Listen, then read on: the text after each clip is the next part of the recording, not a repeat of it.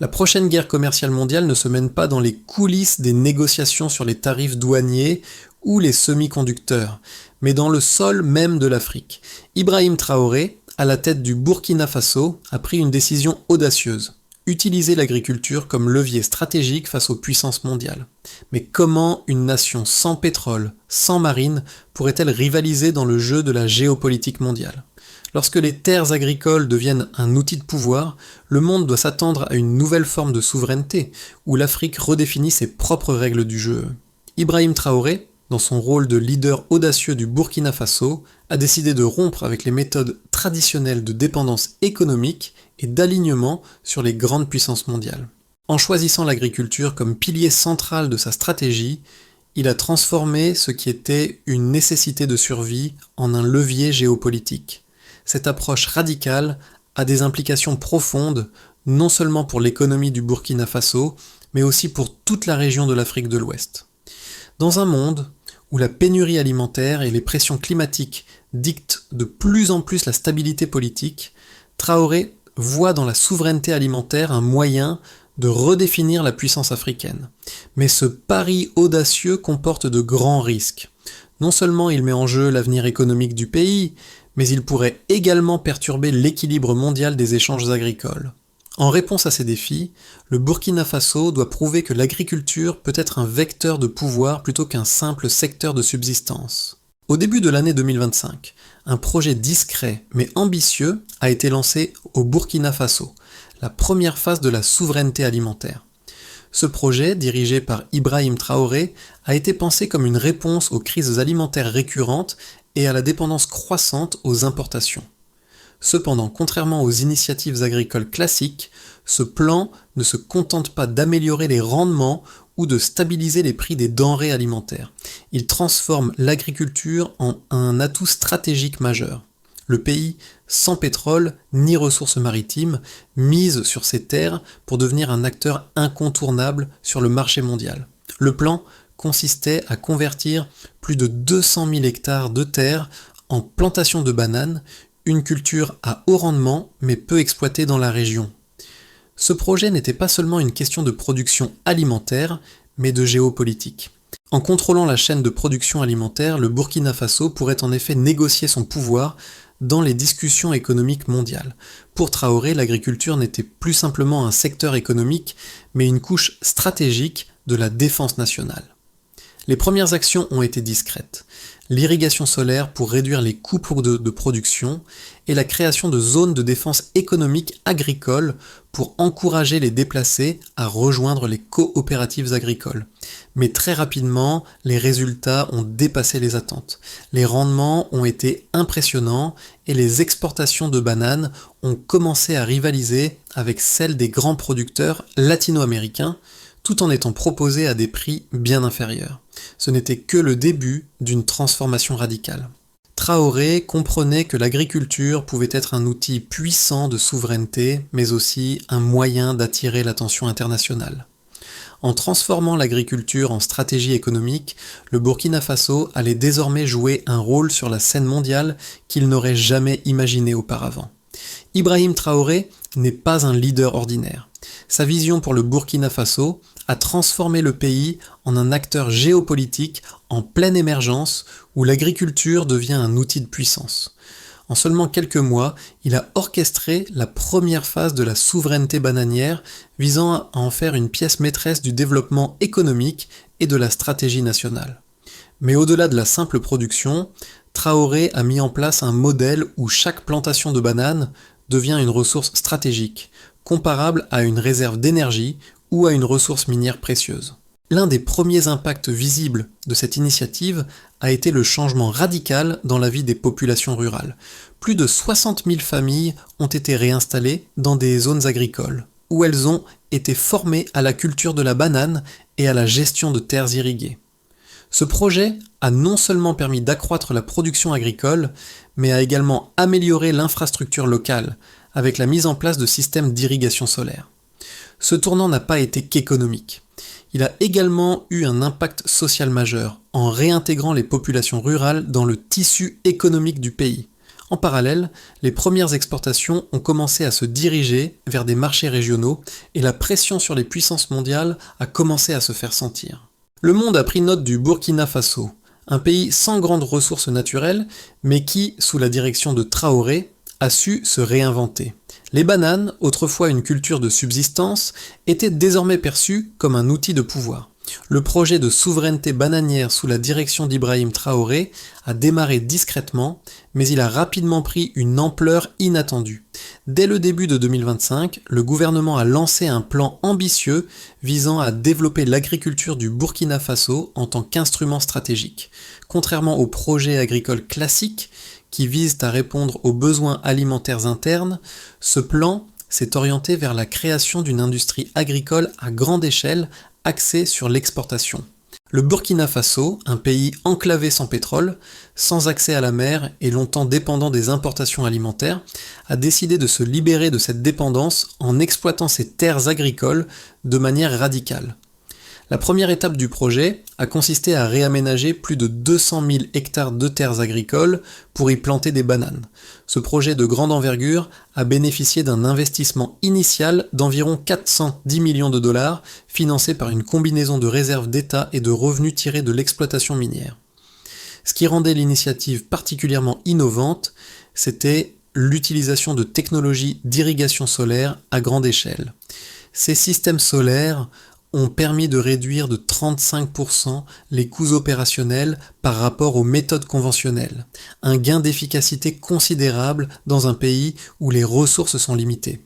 À mesure que le projet progressait, la production de bananes a commencé à atteindre des niveaux impressionnants avec des rendements estimés entre 38 et 42 tonnes par hectare par an. Cette capacité de production a permis au Burkina Faso de devenir un concurrent sérieux sur le marché des bananes en Afrique de l'Ouest. Mais Traoré ne se contentait pas de transformer le pays en un acteur agricole régional. Il avait une vision plus large. Il voulait que le Burkina Faso devienne un acteur global, capable de négocier sa souveraineté à travers ses ressources agricoles. Au fur et à mesure que les bananes du Burkina Faso arrivaient sur les marchés régionaux, elles attiraient l'attention des distributeurs internationaux. Le prix de vente était très compétitif, souvent inférieur de 12 à 15% par rapport aux bananes provenant d'Amérique latine, même après les frais de transport. Cela a rapidement perturbé les circuits commerciaux existants, où les grandes entreprises européennes et américaines dominaient le marché. Ce décalage de prix a attiré l'attention des grandes puissances mondiales et des discussions ont commencé à émerger sur les implications géopolitiques de ce nouveau modèle. Au début de 2026, les premières exportations ont franchi les frontières du continent, se dirigeant vers l'Asie, notamment vers des marchés comme le Vietnam et la Malaisie. Ce fut un moment décisif. Le Burkina Faso, un petit pays enclavé, devenait un fournisseur de bananes à l'échelle internationale. Les analystes commerciaux ont commencé à prendre note de l'impact potentiel de ce modèle pour d'autres nations africaines. Les exportations n'étaient pas seulement une question de rentabilité économique, elles devenaient une forme de pouvoir, un moyen pour le Burkina Faso d'imposer son influence dans un monde qui jusque-là ignorait ses potentialités. Dans les coulisses, des tensions diplomatiques commençaient à émerger. À Bruxelles, des discussions ont été lancées sur la possibilité d'imposer des normes phytosanitaires plus strictes en réponse à la concurrence accrue des bananes burkinabées. Les autorités américaines ont également commencé à réévaluer les implications de ce phénomène pour leurs relations commerciales avec l'Afrique de l'Ouest.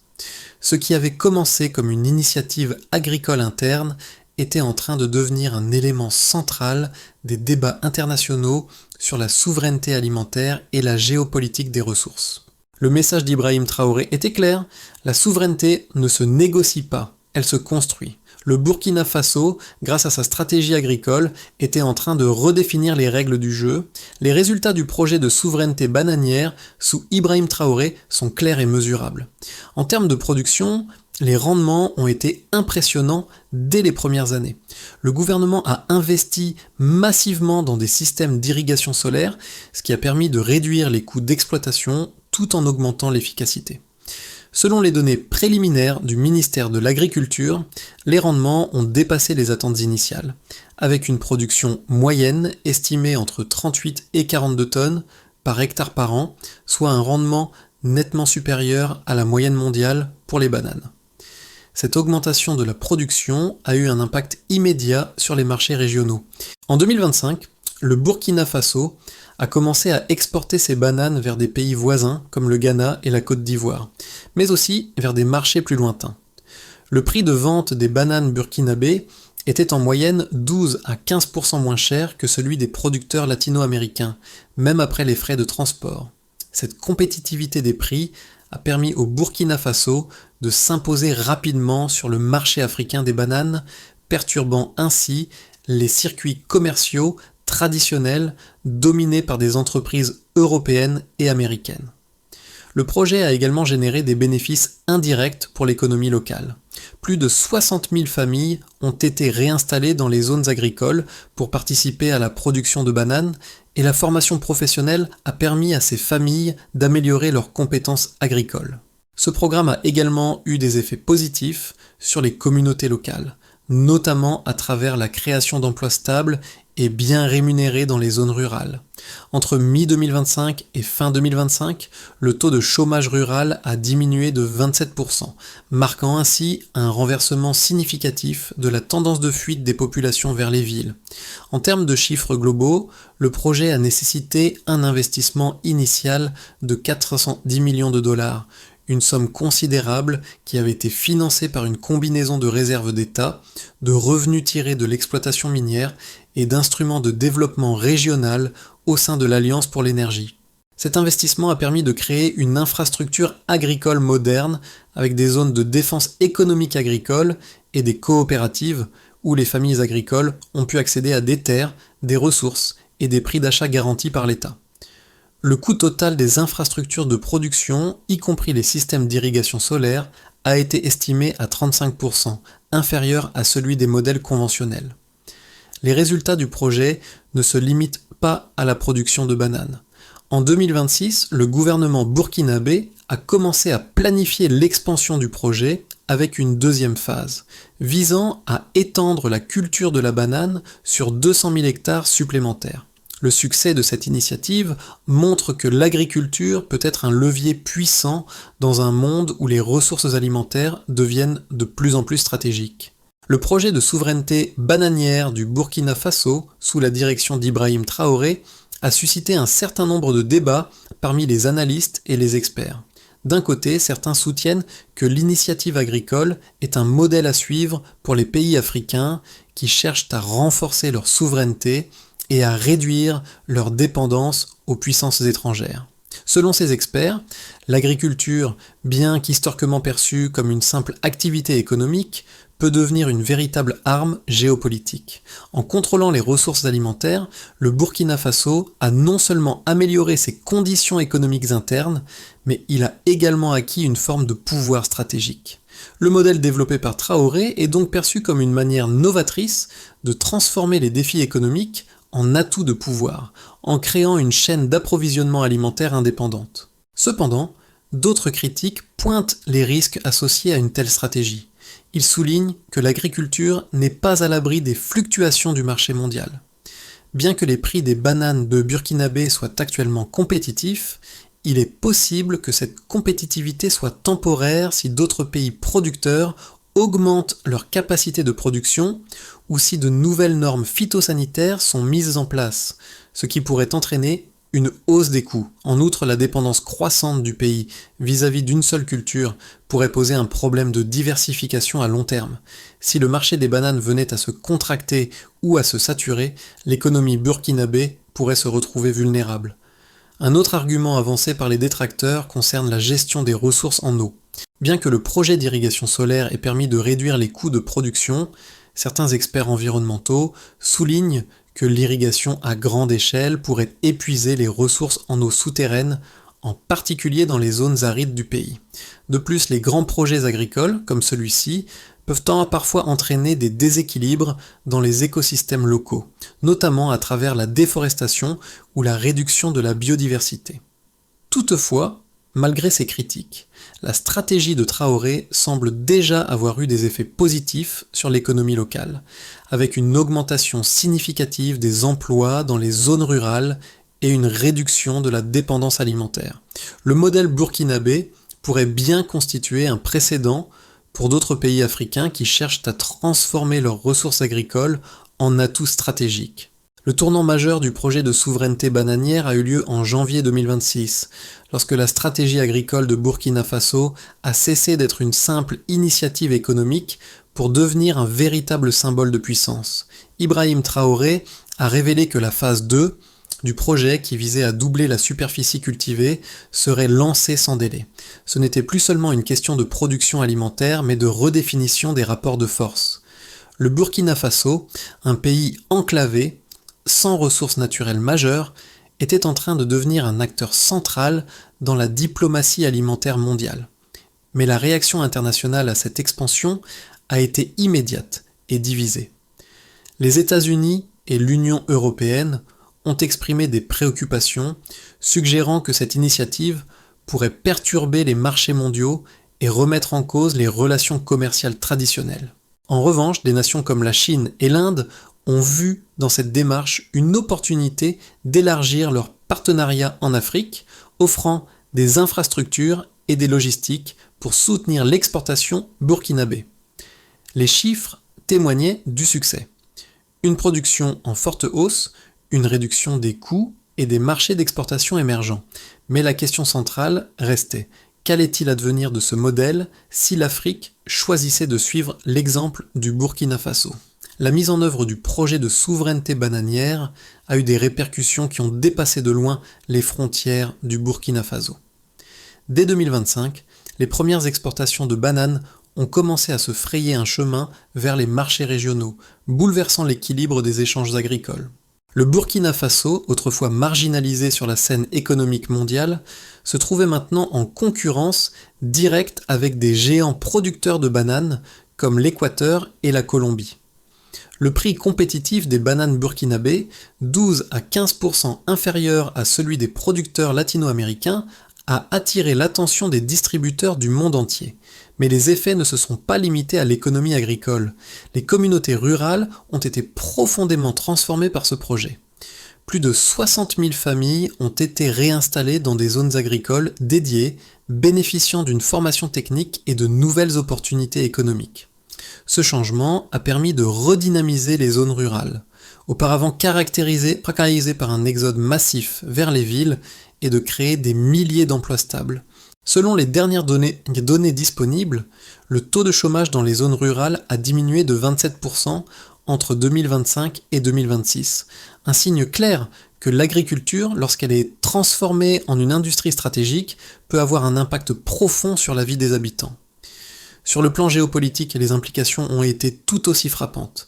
L'exportation de bananes de burkinabé a attiré l'attention de puissances internationales qui, jusqu'alors, n'avaient guère pris en compte l'Afrique de l'Ouest dans leur stratégie commerciale. L'Union européenne et les États-Unis ont exprimé des préoccupations au sujet de l'impact potentiel de cette nouvelle dynamique sur les marchés mondiaux, en particulier si d'autres pays africains décident de suivre l'exemple du Burkina Faso. Les tensions commerciales ont monté, bien que non officielles, avec des discussions autour de l'imposition de nouvelles normes phytosanitaires plus strictes, ce qui aurait indirectement affecté la compétitivité des exportations burkinabées. Mais l'influence du Burkina Faso ne s'est pas limitée au marché. Dans le cadre de l'Alliance pour l'énergie, le pays a également attiré des investissements dans des projets d'infrastructures agricoles, avec une attention particulière portée sur les systèmes d'irrigation solaire et l'optimisation des chaînes d'approvisionnement. Ce modèle a également permis de renforcer les partenariats avec des nations comme la Chine, qui a proposé des investissements dans des infrastructures logistiques, ainsi que des partenariats avec l'Inde et d'autres pays émergents. Les conséquences sociales ont été tout aussi significatives. À l'échelle nationale, le concept de souveraineté alimentaire a pris de l'ampleur, redéfinissant le rôle de l'agriculture dans la société burkinabé. Les agriculteurs locaux ont commencé à se voir non plus comme de simples producteurs alimentaires, mais comme des acteurs essentiels de la sécurité nationale et de la souveraineté économique. Des initiatives pour promouvoir la culture du coton et du riz, parallèlement à la banane, ont également vu le jour, bien que dans une moindre mesure. L'intégration des jeunes dans les projets agricoles a ouvert de nouvelles perspectives d'avenir, en particulier dans un contexte où l'Afrique subsaharienne peine encore à offrir des alternatives à l'exode rural. À mesure que le projet de souveraineté bananière du Burkina Faso se développe, plusieurs scénarios sont envisageables pour les 6 à 12 prochains mois. Chacun d'eux pourrait avoir des implications profondes sur la géopolitique régionale et mondiale, ainsi que sur l'avenir de l'agriculture en Afrique. D'abord, imaginons un scénario optimiste. Dans ce scénario, la demande pour les bananes burkinabées continue de croître à un rythme soutenu par des partenariats renforcés avec l'Asie et l'Afrique de l'Est. L'expansion rapide des infrastructures agricoles et des chaînes d'approvisionnement permettent au Burkina Faso d'augmenter sa production de bananes et d'autres cultures stratégiques. Les rendements continuent de dépasser les attentes et le pays réussit à diversifier ses marchés d'exportation. Le Burkina Faso devient un modèle pour d'autres pays africains cherchant à renforcer leur souveraineté alimentaire. Les tensions avec les puissances occidentales diminuent grâce à des négociations commerciales et à des accords sur des normes phytosanitaires. Ensuite, envisageons un scénario de stagnation. Dans ce scénario, bien que la production de bananes continue, les obstacles administratifs et logistiques ralentissent l'expansion du projet. Les tensions avec l'UE et les États-Unis se multiplient, les nouvelles normes phytosanitaires et les tarifs douaniers plus stricts sur les produits africains viennent limiter la compétitivité du Burkina Faso sur les marchés mondiaux.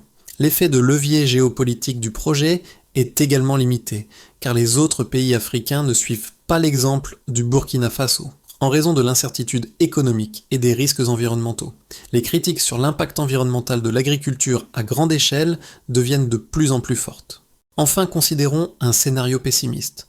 Ce scénario envisage un recul pour le projet de souveraineté bananière du Burkina Faso. La hausse des coûts liés à l'irrigation et à la production, couplée à une concurrence accrue des producteurs asiatiques et africains, rend l'exportation moins rentable. Les tensions géopolitiques s'intensifient à mesure que les grandes puissances adoptent des politiques protectionnistes pour contrer les exportations agricoles africaines. Les effets de la crise climatique et de la gestion de l'eau pourraient également commencer à affecter les rendements.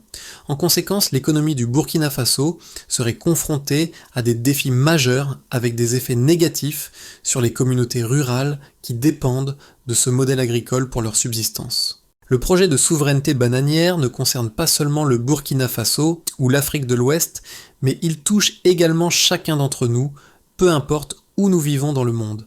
Dans un contexte mondial où la sécurité alimentaire devient de plus en plus un enjeu stratégique, la façon dont les pays gèrent leurs ressources agricoles déterminera leur place sur la scène mondiale.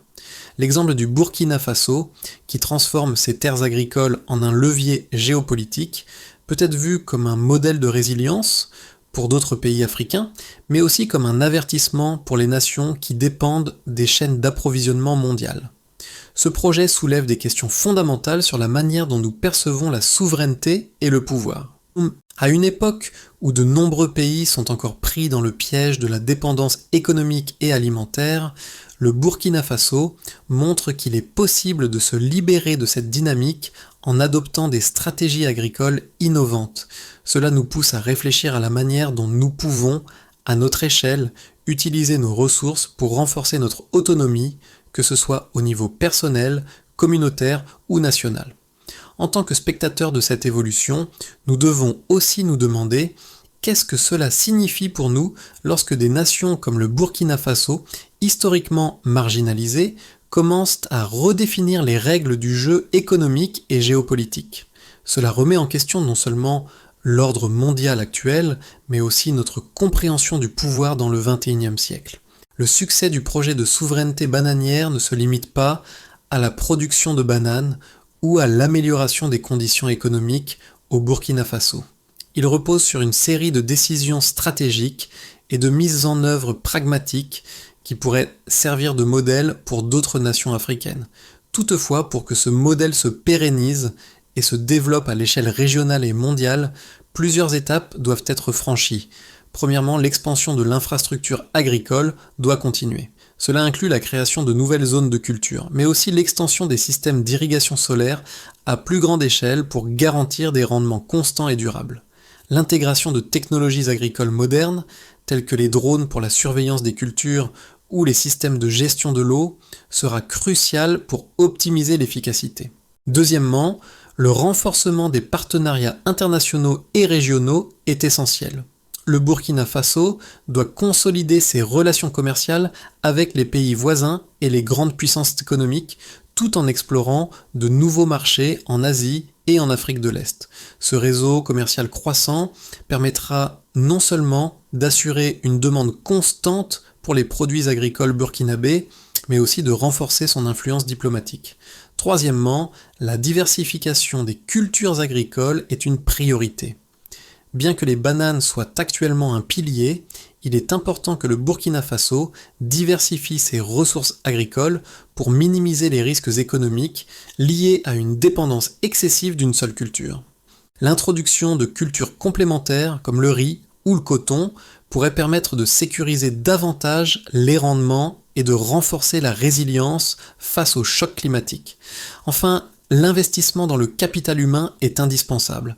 La formation continue des agriculteurs, des ingénieurs et des travailleurs des zones agricoles doit être un pilier central de la stratégie de développement. Des programmes éducatifs sur les pratiques agricoles durables et la gestion des ressources naturelles contribueront à assurer la pérennité du modèle à long terme.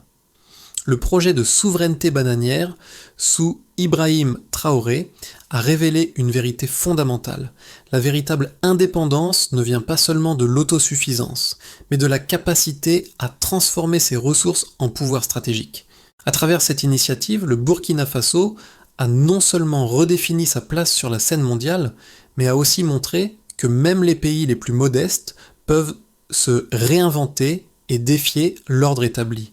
Les champs de bananes ne sont pas seulement un symbole de prospérité économique, mais aussi un témoignage de la dignité retrouvée d'un peuple qui a choisi de prendre son destin en main. Pour les générations futures, ces champs représenteront bien plus que des cultures. Ils incarneront une histoire de résilience, de lutte et de souveraineté. Alors que l'Afrique cherche à se libérer de l'influence étrangère et à renforcer sa position sur la scène mondiale, le Burkina Faso prouve que, parfois, le véritable pouvoir ne réside pas dans les armes ou les ressources énergétiques, mais dans la capacité à nourrir une nation et à en faire une force économique indépendante. Cette vision pourrait bien marquer un tournant dans l'histoire de l'Afrique. Le monde change et l'Afrique, à travers des initiatives audacieuses comme celle du Burkina Faso, redéfinit sa place sur l'échiquier mondial. Que vous soyez un décideur politique, un investisseur ou simplement un citoyen intéressé par l'avenir de notre planète, il est crucial de comprendre la portée de ce changement. Le projet de souveraineté bananière montre qu'il est possible de prendre le contrôle de son destin économique, même dans un monde de plus en plus interconnecté et complexe. Alors, que faire maintenant ? Soutenir les initiatives locales qui promeuvent l'autosuffisance alimentaire, participer à des discussions sur la souveraineté alimentaire, ou même revoir notre propre rapport aux ressources naturelles. Chaque action, même petite, peut contribuer à un changement plus grand. Nous avons tous un rôle à jouer dans cette nouvelle ère de souveraineté économique et alimentaire. En partageant ces histoires, en inspirant les autres et en agissant de manière informée, nous pouvons participer à cette transformation mondiale. Quel sera votre prochain pas ?